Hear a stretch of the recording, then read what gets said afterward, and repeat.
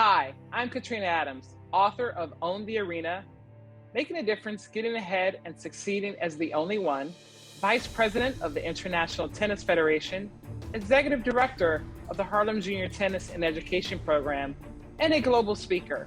On today's show, we talk about how the lines are blurred between politics and sport, and what that can teach us about being in leadership.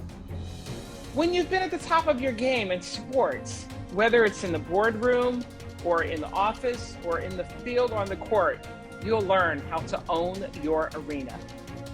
Congratulations! You are tuned into Dov Baron's Leadership and Loyalty Show, the #1 podcast for Fortune 500 executives and those who are dedicated to creating a quantum leap in leadership.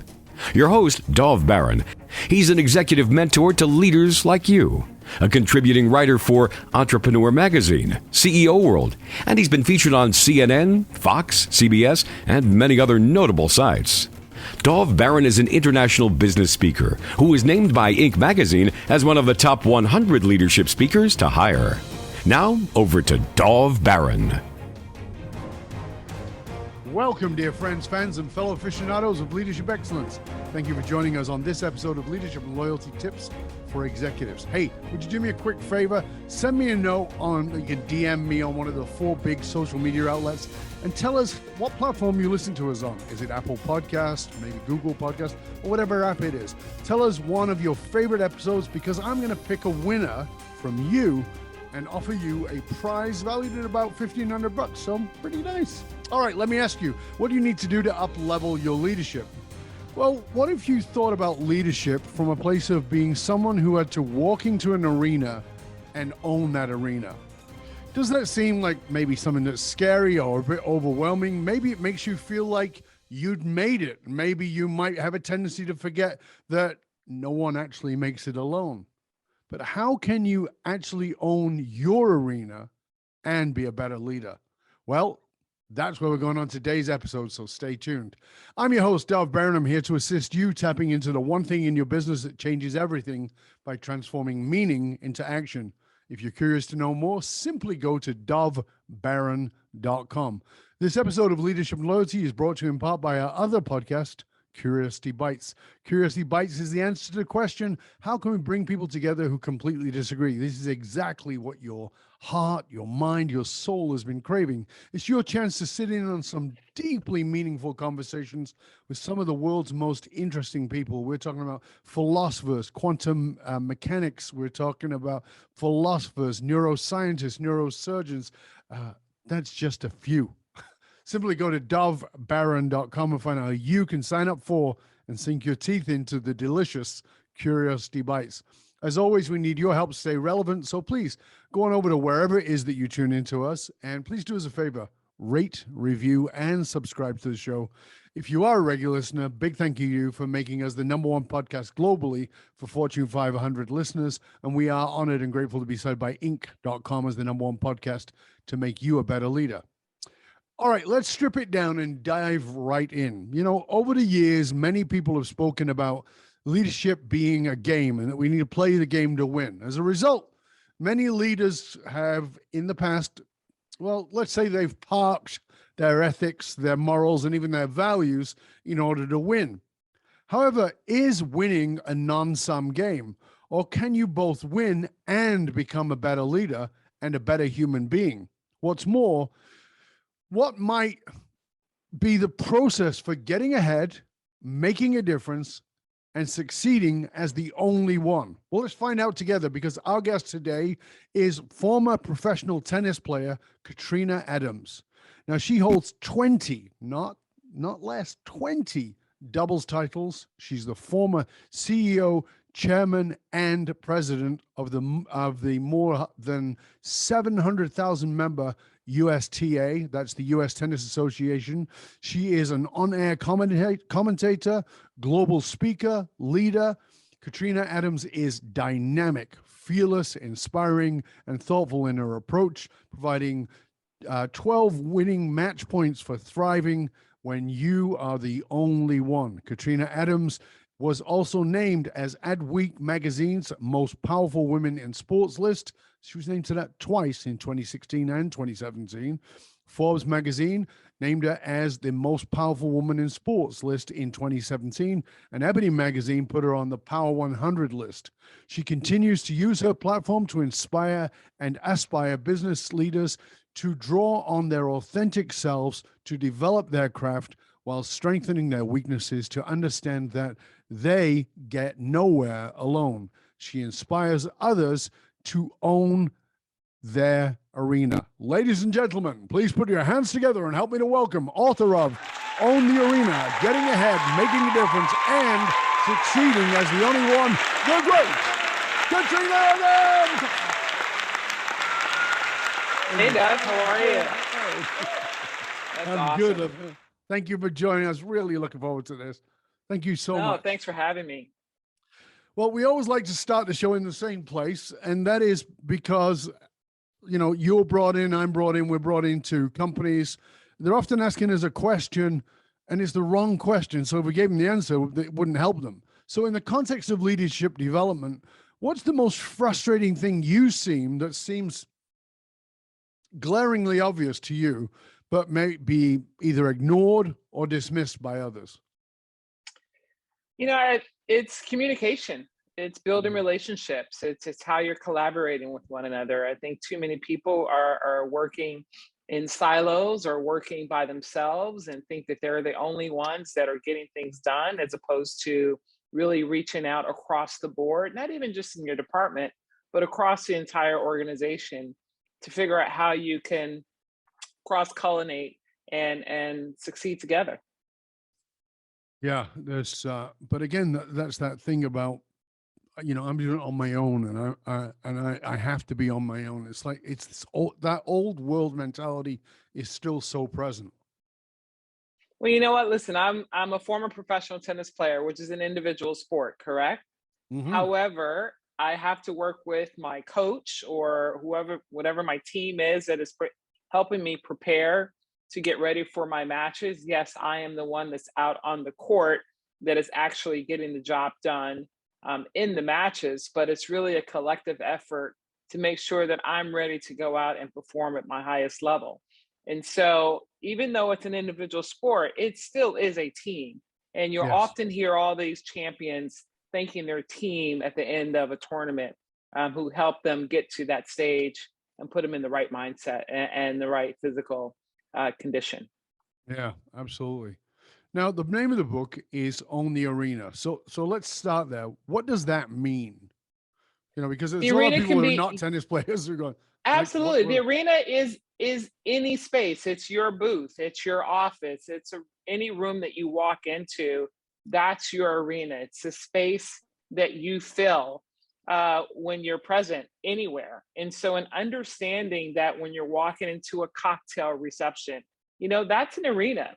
When you're walking into a meeting, that's an arena. When you're walking just into your own office with others, that's an arena.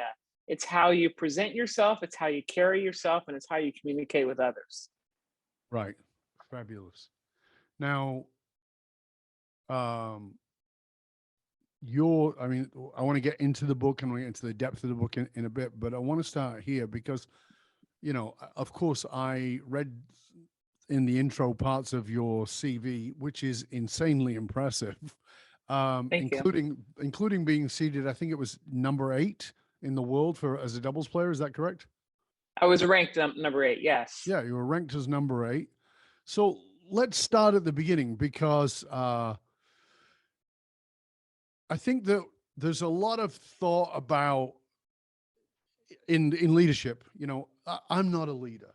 I'm not really a leader, and I've never. The people will say things like that, and then we find out that there are people who are running massive organizations who are incredibly successful leaders who also never thought of themselves as a leader. And I'm always intrigued by the thought of when did it start? So, when I think about Serena and Venus Williams, and I know the story of, and now I guess they're making a movie of it, but, of their dad and how he spoke to them at the dinner table and how he reminded them. How old were you when you started? How did you get into the world of tennis, which is seemingly, back in the day, was pretty much a whitey game, Like there weren't many people of color back in the day. I mean, I remember watching Billie Jean King and watching Martina Navratilova. You know, there wasn't many people of color back in those days. Well, there weren't many people of color in the professional game. Doesn't mean there Right. weren't people of color that were actually playing the sport. No, And absolutely. that's where there's a misnomer. I mean, in the public parks in particular, tennis was rampant and it was vibrant in the African American communities. I started at the age of 6 in a summer program. The actual program was for ages 9 to 18, and my brothers were in it. So I was kind of a tag along sister, and it was sponsored by the Martin Luther King Boys Club. And I really had to kind of beg my way into the program for about 2 weeks, sitting outside the fence, watching my brothers and everybody else have fun and hitting the ball all over the place. And I knew I could do better. I'm a visual learner. I was a great athlete. I was a tomboy, and really wanted to get out there. And once I had the opportunity to try it, I proved my worth and it ended up being the most improved player at the end of the session. It was an 8-week program, and I only got 6 weeks, and the rest is kind of You history. were bloody 6. Yeah, I was You were 6. 6. Turning How did you 6 know turning you were 7. good? 6 turning 7. Oh, okay. Sorry. Okay. How the hell did you know that? At 7, right? 6. I mean, it's Well, like, come on. but again, I didn't get into this. I didn't pick up the sport to be a professional tennis player. I didn't even No, of know course not. tennis was a professional sport, right? And I didn't even understand what that meant. But it's like any sport that you pick up, you enjoy it and you start to perfect your craft. I had a coach that took me under his wing for another couple years, and then he took me to his mentor, who was an older coach, an older gentleman, and then the process just kind of went from there. But it was just something that was in me that I loved the feel of that ball on my racket. I loved being in command of my shots and owning the court, if you will. Because I'm always fascinated by people who start in something very young, and I know that there are certain cultures in where somebody starts something very young and it's not really their choice. They just show an aptitude for it and then they go down that road. But to actually have that sense of knowing at a very early age, and then on top of that, of course, there's the key point is not just have a sense of knowing, but having somebody see that in you and saying, I'm going to support you in that. I'm going to train you, or I see a vision for you. Because one of my quotes as a leader is that as a leader, as a mentor, my job is to see you bigger than you can see yourself, and then hold you to that vision until you can carry it yourself. That Right. is And so absolutely somebody correct. must have done that for you, which is amazing.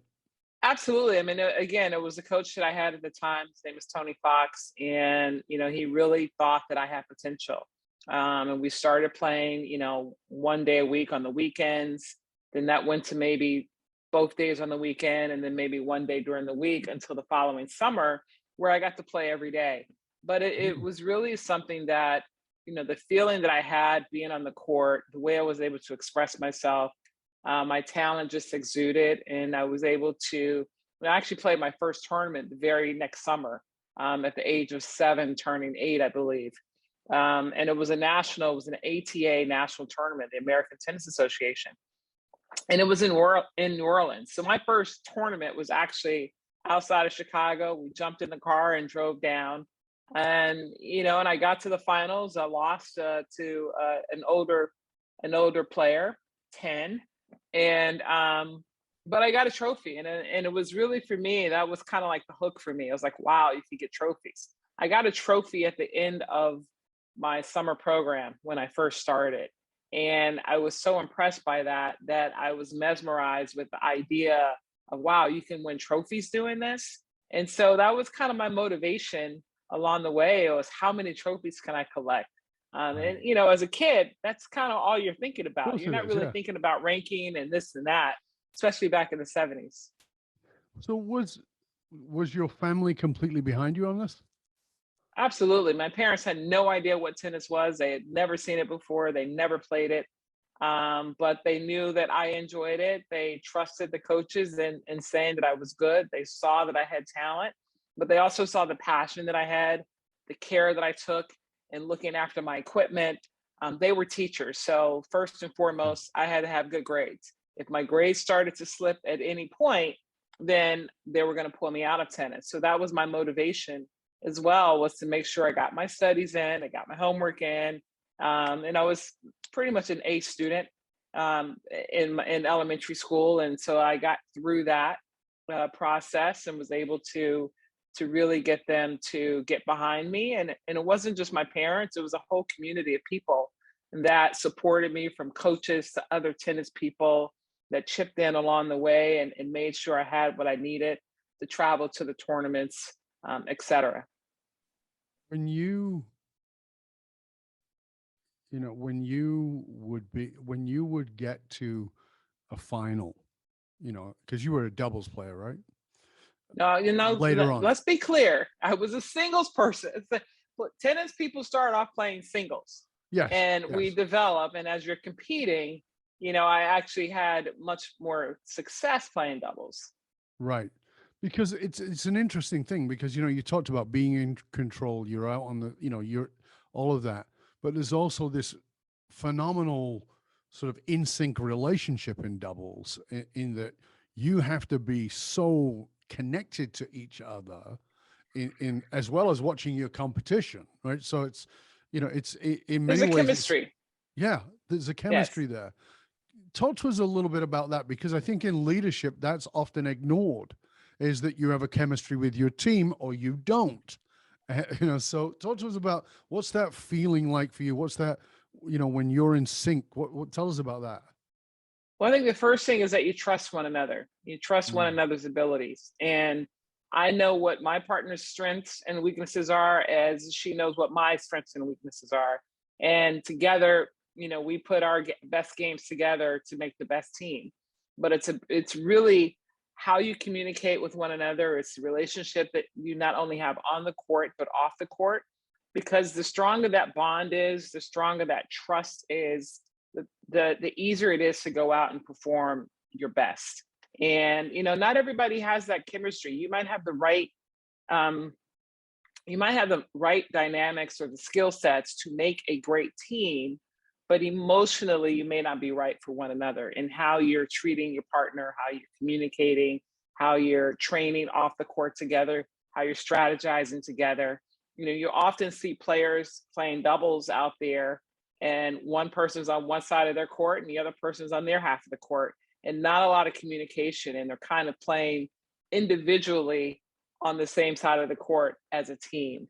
And those teams don't get very far. And so your best teams, your most successful teams, have unbelievable relationships off the court as well. So on the women's side, I grew up in the era with Martina Navratilova and Pam Shriver, who have the record with tournaments won, and Grand Slam titles as a doubles team won.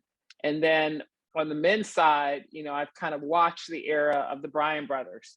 Obviously they're connected at the hip as twins, but it's that relationship that they have off the court that really, parlays to going on the court.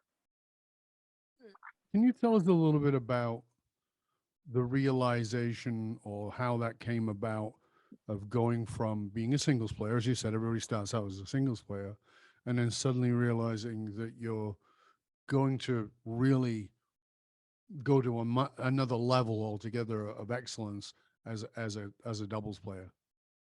Well, it's really about your results, really. I mean, that's how you know where you're going. Every tournament I played singles and doubles, and 9 times out of 10, I was still in the doubles event or the draw on the weekend, and I was out of the singles.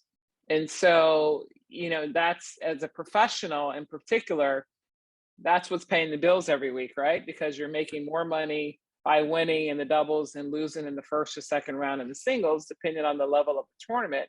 And so it kind of made this decision for myself. But I played singles my first 10 years of my career. Just the last 2 years, I played doubles only. And because I won 20 doubles titles and won ITF singles, no one really remembers that I played singles, because that's where, when you saw me on the weekends, it was in the doubles draw. but I love doubles from, the age of 8, whenever I started playing competitive doubles. Just being on the court with someone and having fun and high-fiving and really talking out a strategy that actually works. If you say you're going to hit the ball here and this is going to happen and it happens, I mean, that's fun. And so that's really how working together and communicating really kind of transcended for me as I continue to develop as a tennis player.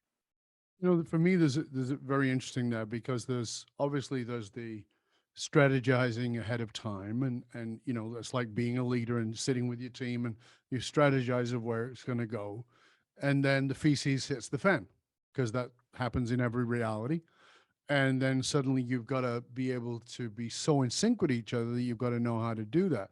Talk to us a little bit about that communication when the strategy has suddenly gone out of the window because of whatever happened, and then how does that communication work, in a doubles situation? Yeah, you better believe there are times that you're not really happy with your partner. Right. Or yourself for that matter. But it's, you're out there to do a job. At the end of the day, it's our profession. And, we practice together. We've talked before the match of certain scenarios and certain situations. And so if something breaks down, we should have a backup to go to. And if you don't, I mean, you're just obviously probably not going to win that day. But it's just a matter of regrouping and working on a shot or a skill set or whatever that might be that broke down in the match to get ready for next week. The beauty about our sport was that there was always next week. It's pretty much a tournament in the everywhere. middle of the game, when you have that sense that things have gone south. Yes. I'm really interested in the psychology of the connection between the two of you, in recognizing that without blame, and then coming together, because this is a problem in leadership, is there were always, well, it wasn't my fault. Right. Right. If you have the chemistry, the first and foremost thing is to not put your partner down. Right. You can't yell at them. You can't say you did this or you didn't do that. It's like you're constantly encouraging one another. Like, that's all right, mate. We'll get the next one. Or, good effort. Let's try this the next time.